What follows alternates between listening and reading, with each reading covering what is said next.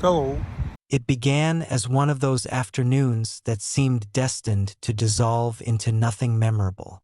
The house was quiet, the kind of quiet that followed after chores were done and the day had settled into its slower rhythm. I sat in the living room, a half-read book open in my hands, though my eyes had wandered from the page long ago. The sound of the ceiling fan clicking with each rotation was steady, hypnotic, almost enough to lull me into sleep. I wasn't waiting for anything in particular. At least that's what I told myself.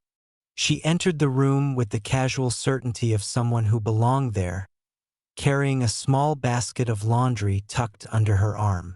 I glanced up, more out of instinct than interest, but the sight of her pulled me from my haze. There was something about the way she moved, unhurried but deliberate, that caught me. She placed the basket on the sofa, straightened, and began folding with the ease of habit.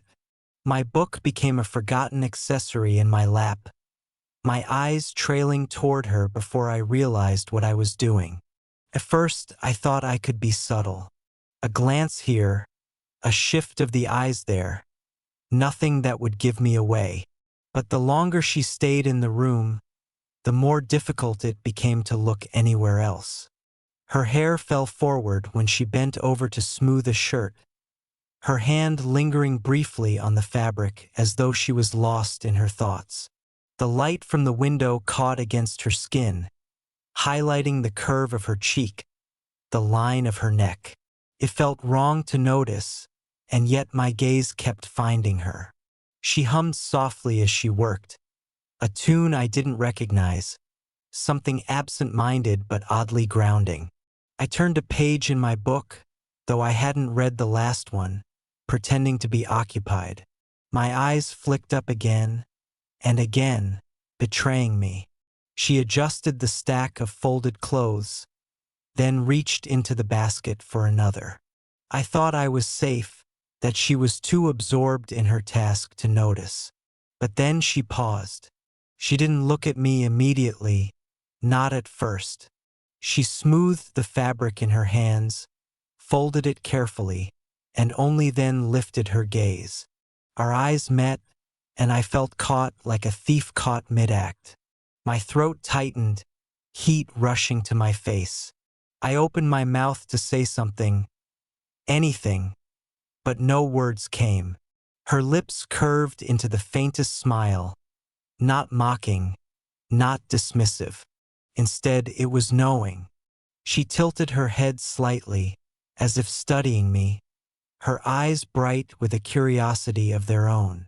For a long, suspended moment, neither of us spoke. The silence stretched, but it wasn't uncomfortable. It was charged. I looked away first, fumbling with the book in my hands, pretending again to read though the words blurred together. The air felt heavier somehow, thicker, as though the simple act of being in the same room had changed. I could still feel her gaze, even after I had looked down, like a warmth against my skin. Finally, she broke the silence. "You're quiet today," she said, her tone light, conversational.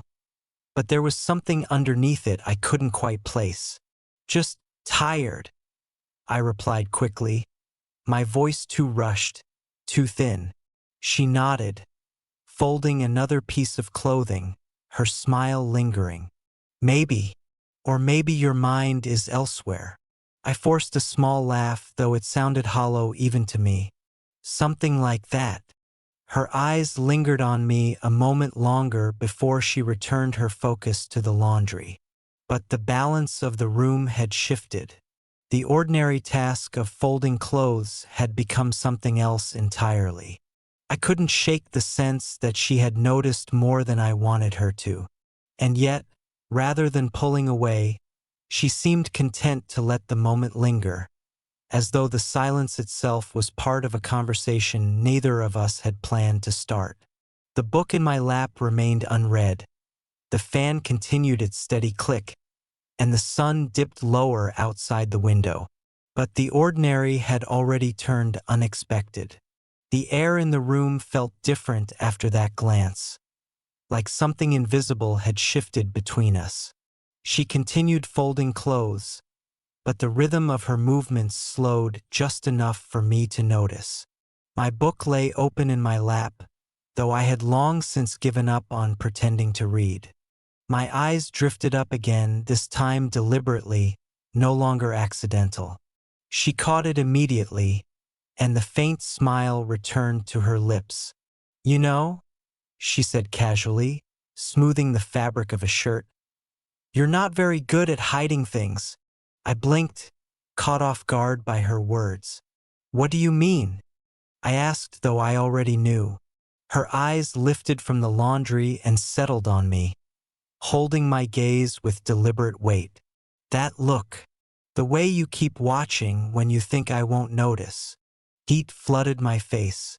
I opened my mouth to protest, to deny it, but the smirk tugging at the corner of her lips made it clear she wasn't asking for confirmation. She already knew. "I wasn't—" I began, then stopped, realizing how useless the lie sounded. "I just wasn't paying attention." She laughed softly, the sound warm and teasing, not cruel. "If you say so." She placed another folded shirt on the stack, her fingers brushing along the edges to keep them neat. "But if you were, it wouldn't bother me." Her words lingered, heavier than I expected. I stared at her, searching her face for a sign that she was joking, but her expression was calm, steady, almost inviting. My heart hammered against my ribs, and I forced myself to breathe evenly, to act unaffected. But she had unsettled me, and she knew it. I leaned back in my chair, trying to find steadiness. "You make it sound like I was doing something wrong," I said carefully. "Wrong?" She tilted her head, her eyes dancing with quiet amusement. "Curious, maybe, but not wrong." The room felt smaller somehow, the space between us shrinking even though neither of us had moved. Her words hung in the air, unspoken meanings layered beneath them. I shifted in my seat, gripping the armrest, unsure of what to do with the tension building between us. "You're making fun of me?" I said, attempting a smile to mask the way my chest tightened. "Maybe a little," she admitted, her smile widening. "But only because you look so serious about it." I exhaled, shaking my head, though I couldn't help but laugh softly. "I don't even know what to say." "Then don't," she replied smoothly, placing another folded shirt onto the pile. "Sometimes silence says more than words." The simplicity of the statement hit me harder than I expected. I found myself watching her again, openly this time, as though testing her words. She didn't flinch under my gaze. If anything, she seemed to welcome it, the corners of her mouth curving just slightly, her posture relaxed but deliberate. The fan clicked overhead, the room wrapped in a warm glow from the fading sun. The ordinary had dissolved completely, replaced with something charged, something alive. Every glance, every pause in her movements felt deliberate. She was no longer just folding clothes. She was drawing me into something unspoken, something I didn't yet understand but couldn't pull away from. "You really don't mind?" I asked finally, my voice quieter, betraying the weight of the question. Her eyes met mine again, steady and unwavering. "If you're curious," she said, her voice low, "just ask." The words hit me like a spark in the dark, igniting something I hadn't dared to name. She returned to her task as though nothing had changed, but everything had. Her invitation lingered in the air, impossible to ignore, impossible to forget.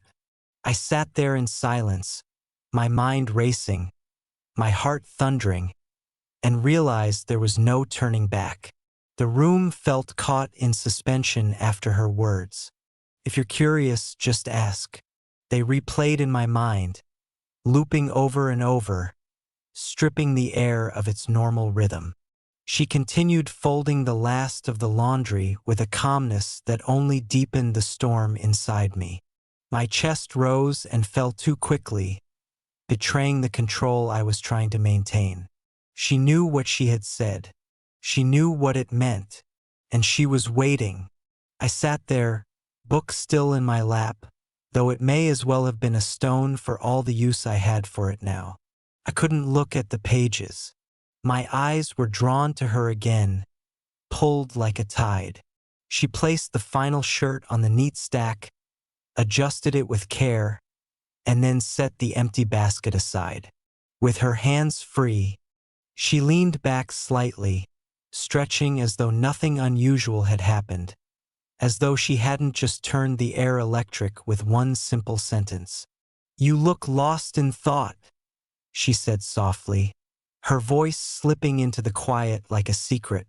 "I guess I am," I admitted, the honesty surprising me as it left my mouth. Her eyes narrowed just slightly, her lips curving into something between a smile and a challenge. She didn't need to press further. She knew I was teetering at the edge of something I didn't quite know how to name. I leaned forward, elbows resting on my knees, book forgotten.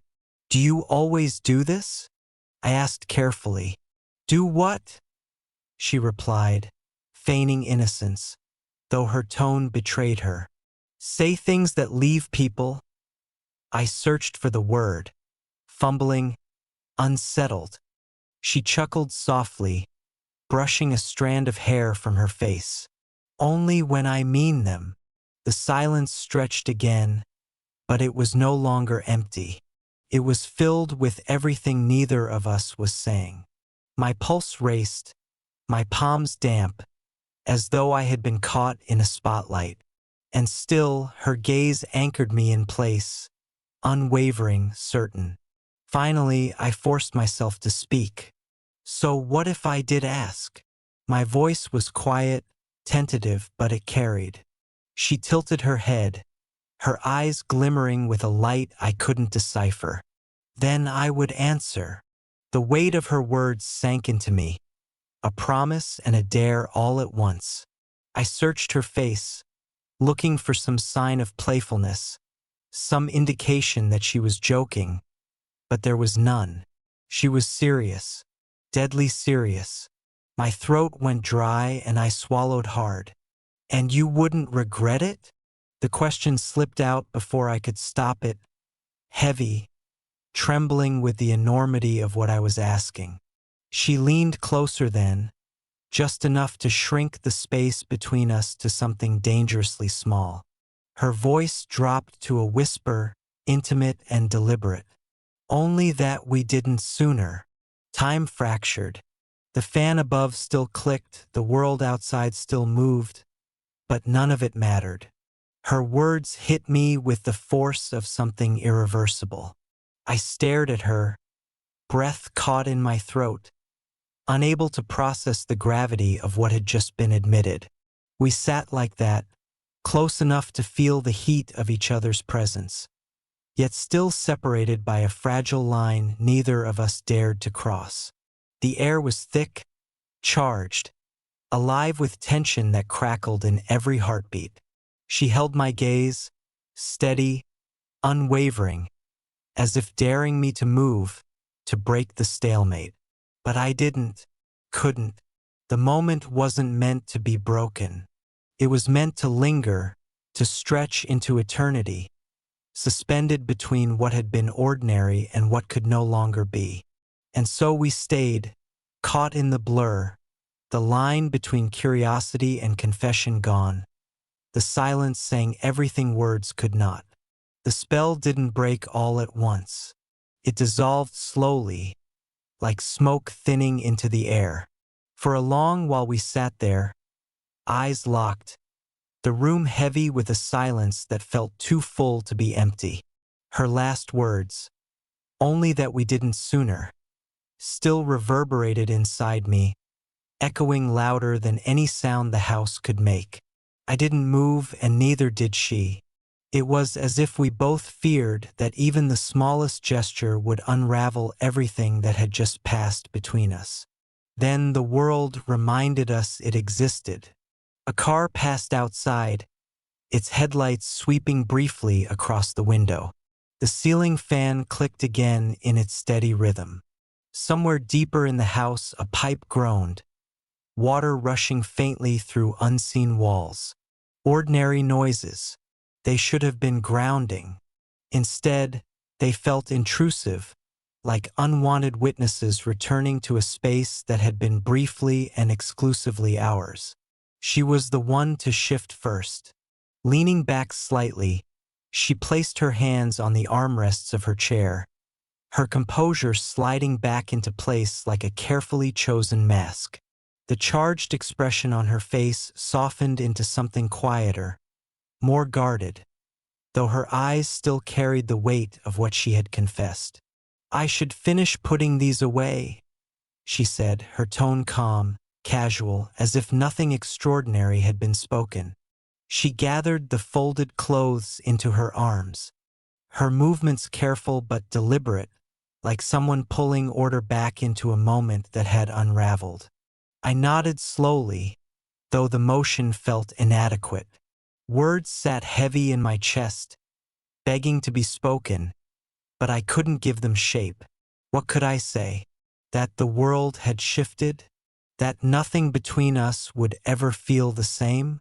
The silence seemed safer, even if it meant leaving the most important things unsaid. She stood, balancing the stack of clothes, and walked toward the hallway.